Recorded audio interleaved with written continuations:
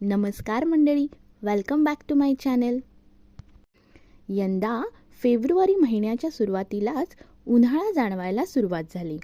म्हणून आई बाबा मला फुलांच्या फळांच्या थंडगार प्रदर्शनाला भेट द्यायला घेऊन गेले.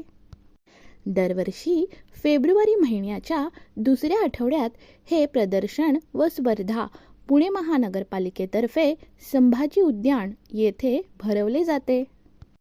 या प्रदर्शनात मी विविध प्रकारची शेकडो फुले पाहिली. तसेच फळे, भाज्या आणि लाकडी कलाकृती देखील पाहिल्या.